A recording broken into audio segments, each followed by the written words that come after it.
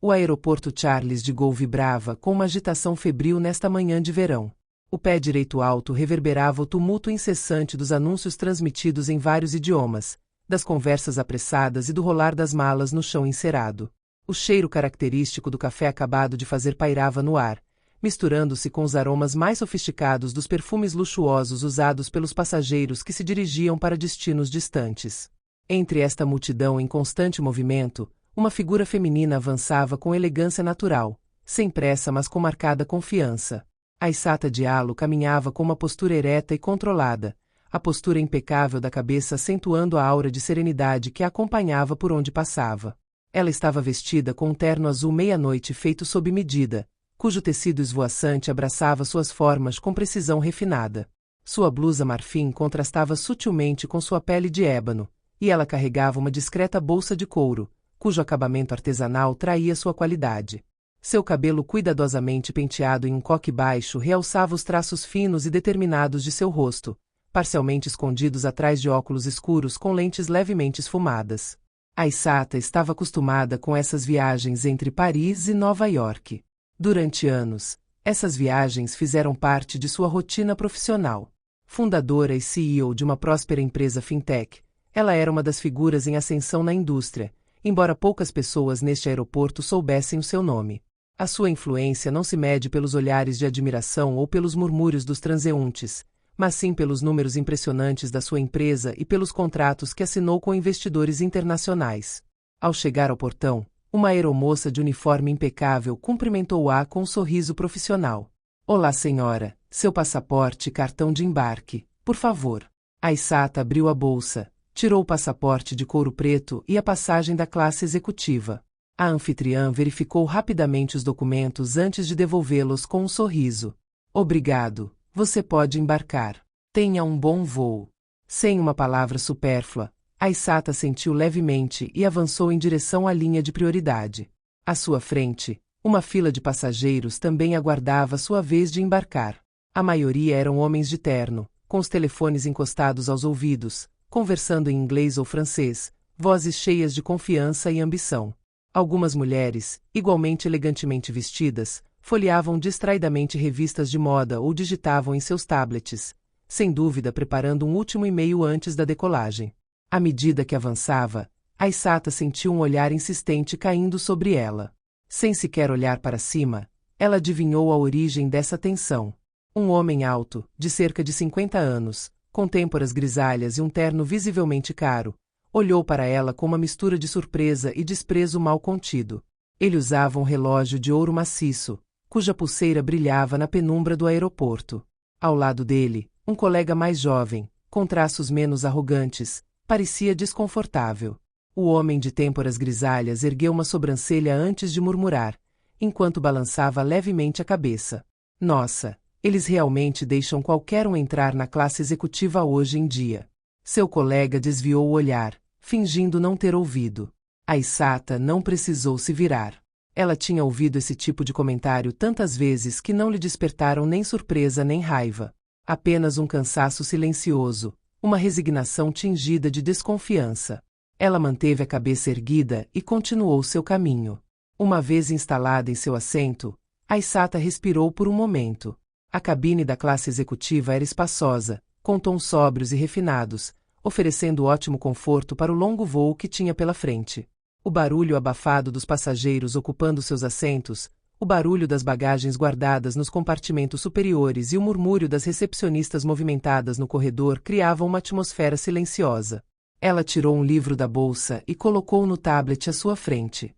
Este voo seria uma oportunidade para mergulhar na leitura, para desfrutar da tranquilidade antes do seu próximo encontro em Nova York. Mas assim que ela abriu a primeira página, o homem no terminal, agora sentado bem na sua frente, virou-se ligeiramente. Seu sorriso hipócrita, tingido de falsa cordialidade, traiu suas verdadeiras intenções. Com licença, acho que você está no lugar errado. A classe econômica está atrás. Sua voz era melosa, mas o desprezo que continha era evidente. Aissata ergueu lentamente os olhos do livro, o rosto ainda impassível. Não, estou exatamente onde preciso estar. O homem ergueu as sobrancelhas, fingindo espanto exagerado. ¿Realmente? Você deve ter muita sorte então, ou ter se casado com o homem certo. Uma risada profunda acompanhou sua observação, carregada de insinuações. Ele parou com uma presunção autoconfiante, como se tivesse acabado de declarar uma verdade absoluta. Seu olhar pousou novamente em Aissata, avaliando sua reação, observando o menor sinal de desconforto. Aissata, porém, não piscou. Ela conhecia esse tom, esse jeito astuto de esconder o desprezo por trás da aparente leveza. Isto não foi apenas uma piada. Foi um ataque disfarçado, uma tentativa de atribuir seu sucesso a algo diferente de sua inteligência e trabalho duro. Ela tinha visto outros. Atrás deles, outro passageiro observava a cena em silêncio. Um homem de cabelos grisalhos, vestindo um terno sóbrio, mas elegante. Seu rosto estava marcado pela experiência e pelo tempo, mas seus olhos penetrantes brilhavam com um brilho intransigente. Ele se sentou com uma postura ereta, acostumado a impor respeito sem nunca precisar exigi-lo. Seu nome era Carlos Fontaine, e ele era muito mais do que apenas um passageiro. Seu olhar não deixou a troca que ocorria diante de seus olhos.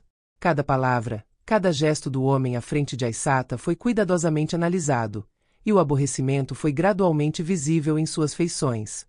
Mas o homem em questão, que ainda não notara a presença de Charles Fontaine, continuou a sua humilhação com um sorriso falsamente inocente. Só espero que você não planeje se preocupar muito com... Bem, você vê. Aissata compreendeu imediatamente a alusão. Era sempre o mesmo refrão. Muitas vezes, esperava-se que ela justificasse a sua presença em espaços supostamente exclusivos. Muitas vezes, teve de provar a sua legitimidade perante indivíduos que pensavam poder definir quem tinha o direito de existir ao seu nível. Mas hoje ela não tinha intenção de se justificar. Lentamente, com calma calculada, ela cruzou as pernas e fechou o livro com elegância comedida. Então ela fixou o olhar no de seu interlocutor. Você parece muito preocupado com a minha presença. Talvez você devesse se concentrar em sua própria jornada, senhor. Instalou-se um silêncio tenso, quase opressivo. O homem não esperava uma resposta tão brusca. Ele imaginou que ela iria gaguejar, rir nervosamente ou fingir indiferença. Mas em vez disso, ela olhou-o diretamente nos olhos, sem a menor hesitação. Seu sorriso desapareceu ligeiramente. Mas o seu ego ferido não lhe permitiu parar aí. Ah, não me leve a mal, é apenas uma surpresa. Não conhecemos pessoas com frequência. Bem, você sabe. A maneira como ele prolongou o final da frase, deixando a implicação pairar no ar, confirmou o que Aissata já sabia. Ele não tinha apenas um problema com a presença dela. Ele tinha um problema com o que ela representava. Foi então que uma voz profunda e calma quebrou o silêncio pesado. E o que você acha que sabe exatamente, Sr. Leroy? Leroy pulou. Ele se virou de repente e quando reconheceu Carlos Fontaine, seu rosto perdeu instantaneamente a cor. Mr. Fontaine? Eu não te vi. Aissata observou a cena com discreto interesse. A atitude de Leroy mudou em um instante.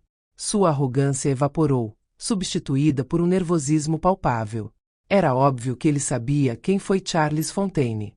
Este último, impassível, olhou-o com severidade controlada. Eu estava ouvindo sua conversa e estou profundamente decepcionado.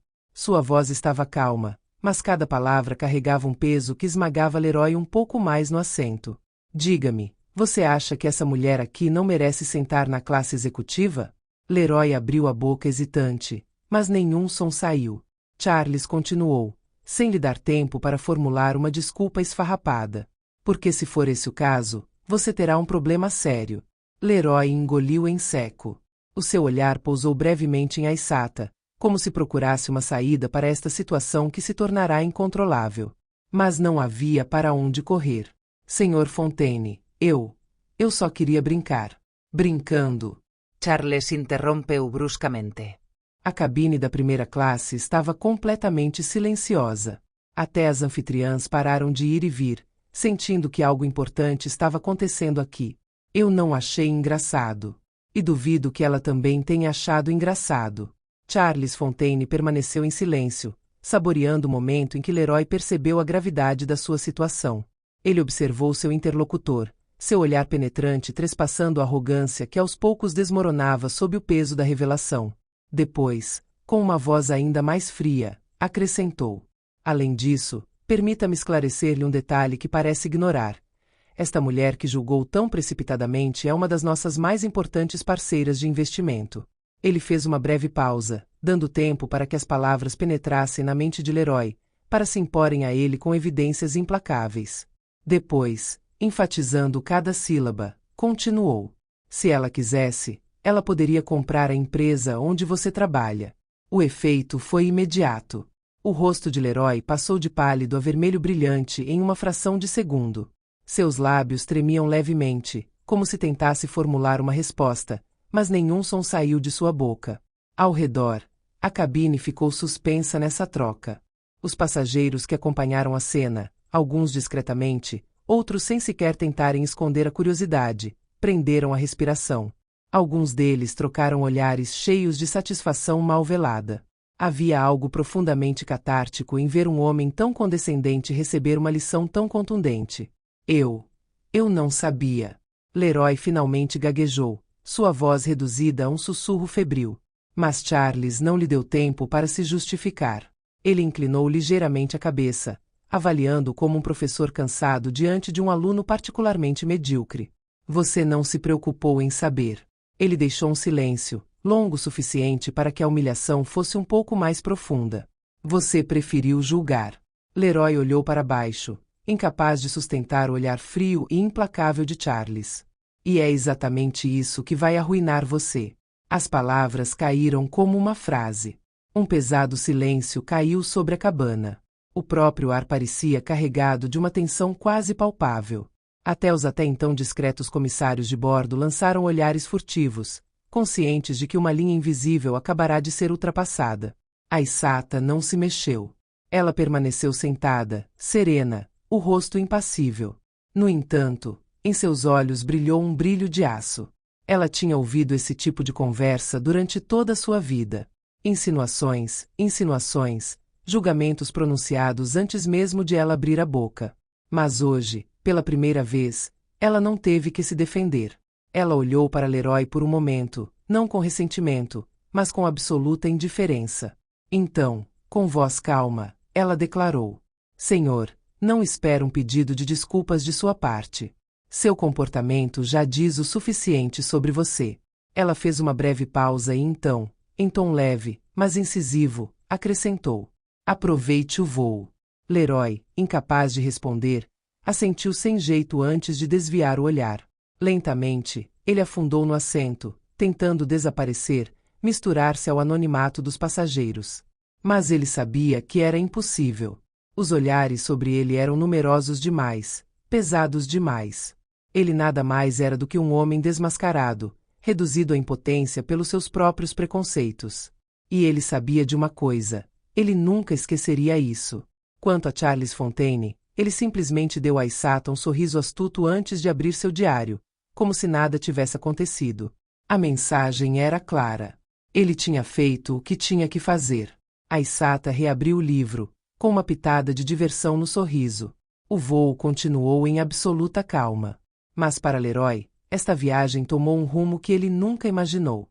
E talvez, apenas talvez, ele pensasse duas vezes antes de julgar uma pessoa apenas pela aparência.